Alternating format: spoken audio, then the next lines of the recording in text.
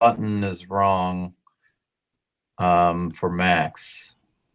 Oh, for making it full screen, the infographic, you mean? Right.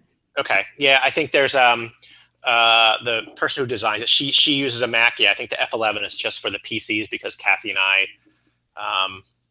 because the PCs are what we use traveling. So I think that's what we. Are you talking about in the instructions? Yeah, if I'm going to read it, what do you want me to say?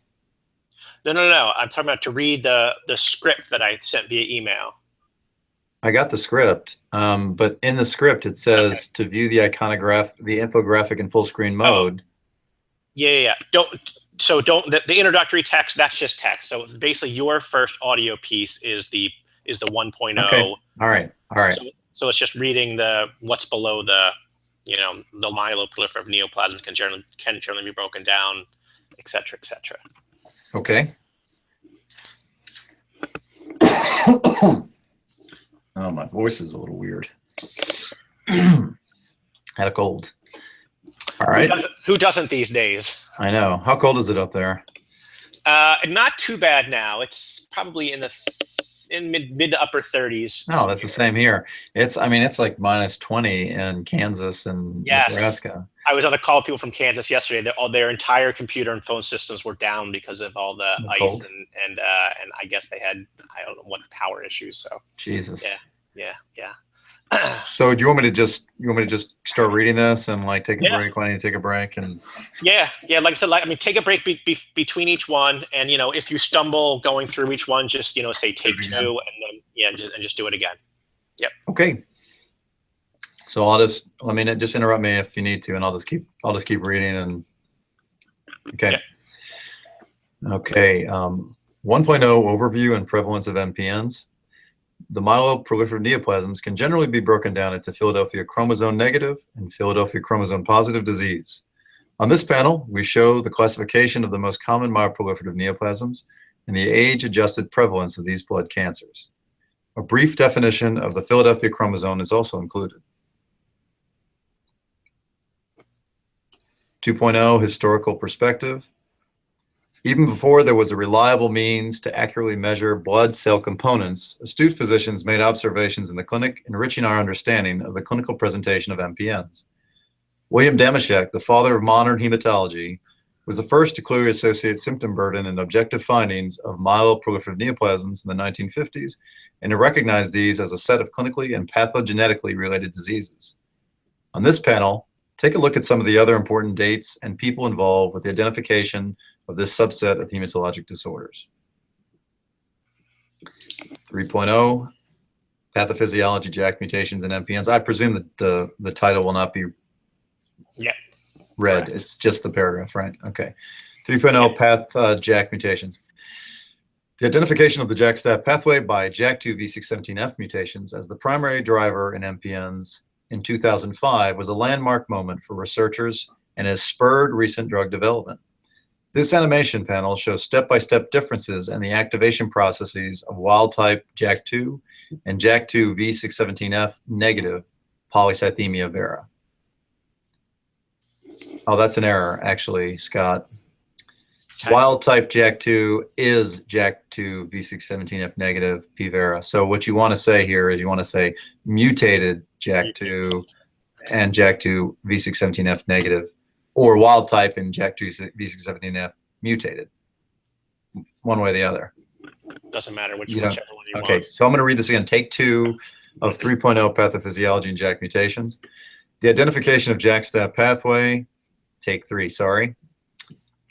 The identification of the JAK-STAT pathway via JAK2 V617F mutations as the primary driver in MPNs in 2005 was a landmark moment for researchers and has spurred recent drug development. This animation panel shows step-by-step differences in the activation processes of wild-type JAK2 and JAK2 V617F mutated polycythemia vera. Okay, next is 3.1 pathophysiology, the mutated genes in MPN. While ubiquitous in myeloproliferative neoplasms, JAK2 V617F is not the only signaling mutation in patients with myeloproliferative neoplasms. The prevalence of some of the take 2, 3.1. While ubiquitous in MPNs, JAK2 V617F is not the only signaling mutation in patients with MPNs. The prevalence of some of the other common mutations found in patients with MPNs are listed on this panel. Of course, mutations in calreticulin were recently discovered to be nearly always mutually exclusive to mutations in MPL or JAK2, and laboratory studies have shown that CALR mutations activate JAK2 signaling. It's a mouthful. Okay, 3.2, pathophysiology, JAK2 allele burden. The natural history of MPNs will vary from patient to patient, but this slider shows a typical natural history in which the white blood cell increase and platelets decrease as the worst. Darn it, scratch that. Take two. I hate this slide, by the way. I know. We went back and forth on this a lot. I would say typical, and I would say example instead. 3.2, pathophysiology, JAK2, V617F allele burden. The natural history of MPNs will vary from patient to patient. But this slider, darn it, take three. The natural history of MPNs will vary from patient to patient. But this slider shows an example natural history in which the white blood cells increase as platelets decrease with worsening disease. Okay, 3.2, pathophysiology, hematopathologist challenge. While clear criteria are available to define both myeloproliferative neoplasms and myelodysplastic syndromes, some patients present with overlapping syndromes. Darn it, take two. While clear criteria are available to define both MPNs and MDS, some patients present with overlapping symptoms that can be difficult for hematopathologists to correctly categorize. MDS with fibrosis and MDS-MPN overlap syndromes are often difficult to distinguish from MPNs. Some of the more common diagnoses are shown in this panel. I think I had a few trip-ups there. Yeah, no, probably might be worth recording that again. Go ahead.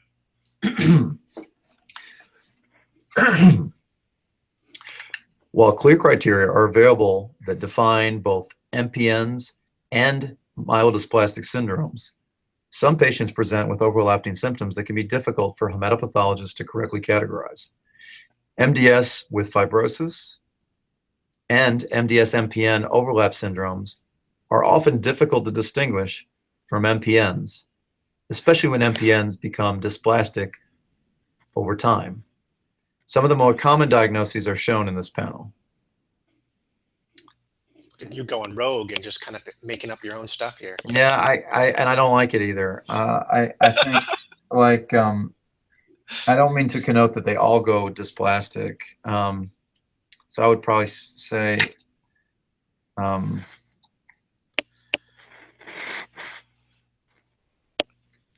they coexist with dysplasia. Sorry, I didn't fully read this, Scott, ahead of time. Okay. Take whatever, 3.3. While clear, all right. While clear criteria are available to define both MPNs and myelodysplastic syndromes, some people. What are you doing? Sorry, I started to go.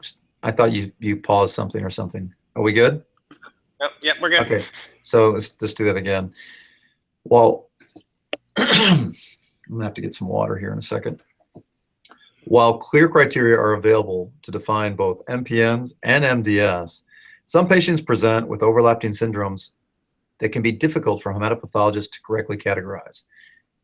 MDS with fibrosis or MDS-MPN overlap syndromes are often difficult to distinguish from MPNs, particularly if they coexist with dysplasia. Some of the more common diagnoses are shown in this panel. And what diagnoses what are the diagnoses that we're looking at, like CMML and atypical CMML, or what are the? Off the top of my head, something like that. Okay. It's all right. I'm just curious if you remembered. All right, 4.0 diagnosis. Within this multi-layered panel, explore the changes between 2008 and the 2016 WHO diagnostic criteria for PV and the rationale behind these changes. Note that the hemoglobin cutoff levels have previously Sorry, I read the next line. Can we pause for a second? I'm just going to get a glass of water. Yeah, I got a dry throat. Sure, I'll take be right your time. back.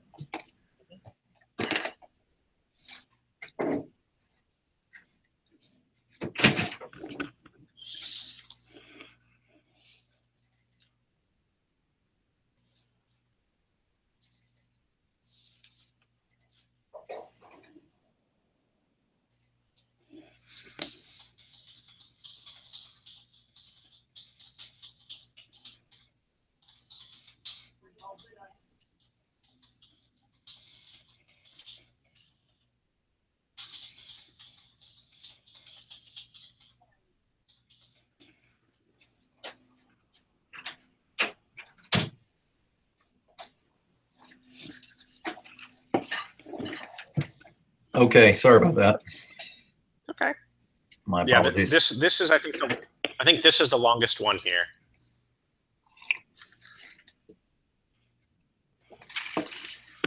All right, here we go. Take 2, 4.0, diagnosis, WHO criteria, PV. Within this multi-layered panel, explore the changes between 2008 and 2016 in WHO diagnostic criteria for PV and the rationale behind these changes. Note that the hemoglobin cutoff levels have been reduced in the 2016 revised criteria for both men and women in order to capture what was previously referred to as masked PV, or patients with hemoglobin below the qualifying value but clear evidence of primary polycythemia vera. It's also important to note that in the new PV diagnostic criteria, bone marrow biopsy may not be required in cases with sustained absolute erythrocytosis. The revised 2016 diagnostic criteria for primary myelofibrosis, which are similar to the previous iteration from 2008, can also be found within this panel.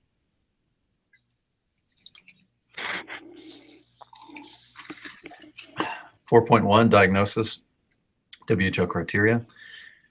Of course, patients who present with MPN-related symptoms can't always be neatly categorized according to major or minor disease criteria. This clickable panel takes a look at some of the other significant presenting symptoms in patients eventually diagnosed with an MPN and their commonality in the various disease states. 5.0 PV, presenting symptoms. Along with findings on physical exam, patients with polycythemia vera also present with a variety of additional signs and symptoms that affect their everyday quality of life and help define their disease. This multi-layered panel shows some of the more common patient complaints and common clinical findings, as well as a look at the differential diagnosis between primary and secondary polycythemia. 6.0, first line. This multi-layered panel first shows the initial goals when treating polycythemia vera. I'm sorry, at take 2, I had a garble there. Take 2, 6.0. This multi-layered panel first shows the initial goals when treating polycythemia vera. A wealth of information may be found by looking, darn it, take 3, I apologize. 6.0, take 3. This multi-layered panel first shows the initial goals when treating polycythemia vera. A wealth of information may then be found by looking at the common frontline treatment regimens in PV, including study designs and results from several pivotal clinical trials. 7.0 response criteria. Patients with PV can have their response to treatment assessed in various ways. This multi-layer panel breaks down the criteria that defines a complete response, partial response, and molecular remission. It also includes a snapshot of the total symptom score patient questionnaire that can be used to assess response to therapy. 7.1. Approximately 25% of patients with polycythemia vera will become resistant or intolerant to hydroxyurea during the course of their therapy. This panel shows the European Leukemia Net definitions for hydroxyurea resistance and intolerance that typically require a change in therapy.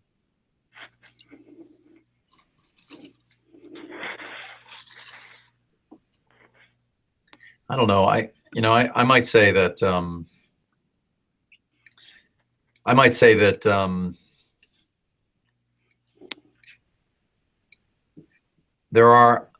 Occasionally there are patients who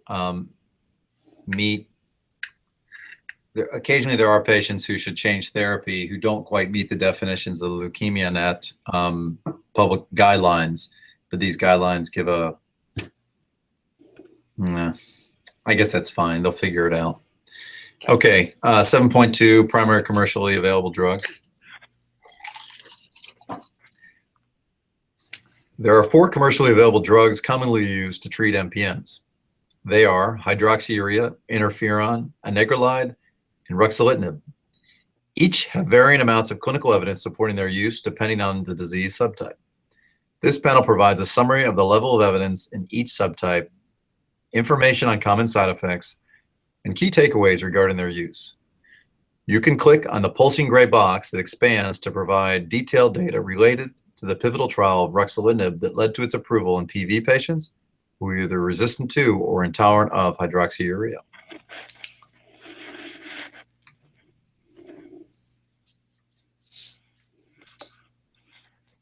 That was a long one too. All right, how about 7.3, possible treatment algorithm. This clickable algorithm breaks down the key decision points that clinicians need to consider when determining a treatment and a management approach for patients with polycythemia vera. It also includes a snapshot of the total symptom score patient questionnaire that can be used to assess response to therapy. We said that in 7.0. I don't know if it matters. Yeah, it's in both of these, so I think that's why. Okay. Yeah. 8.0 PMF.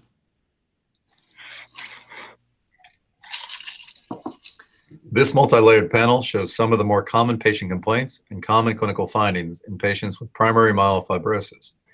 Feel free to contrast this information with the earlier panel that showed common signs and symptoms of patients with polycythemia vera to see the similarities and the differences. 9.0 current PMF treatment. This diagram breaks down the 4 primary goals of myelofibrosis treatment, as well as the specific agents that have an amelioratory, amelioratory?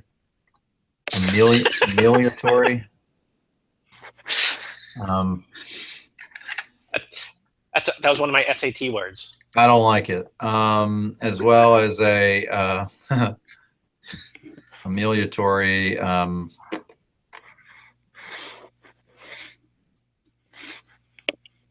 symptom specific. That's fine. I'm going to take 20 takes to get that right because I'm going to choke on my own, on all the I's and O's. Okay. All right, 9.0. This diagram breaks down the 4 primary goals of myelofibrosis treatment, as well as the specific agents that have a symptom-specific effect in each area. Oh, now it's specific. All right, take 3.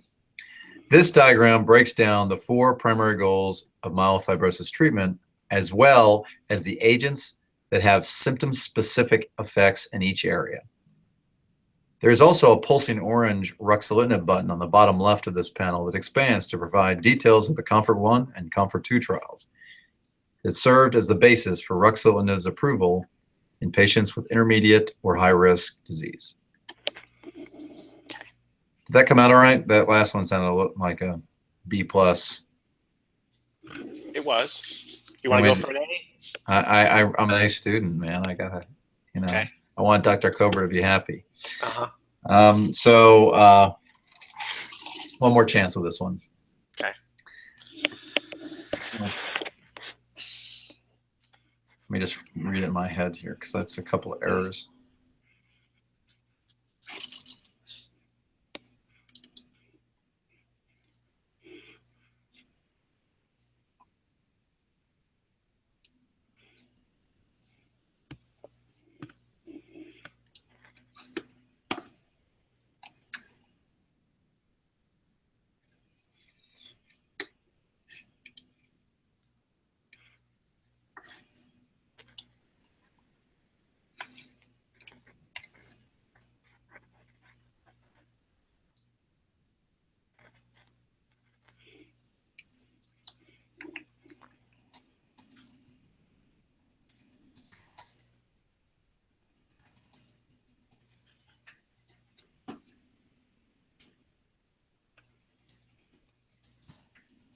I just rewrote it a little bit. See, like this.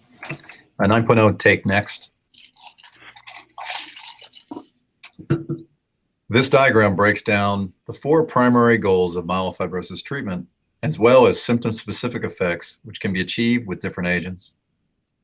There's also a pulsing orange ruxolitinib button on the bottom left of this panel that expands to provide details on the COMFORT-1 and COMFORT-2 trials that served as the basis for ruxolitinib's approval in patients with intermediate or high-risk myelofibrosis.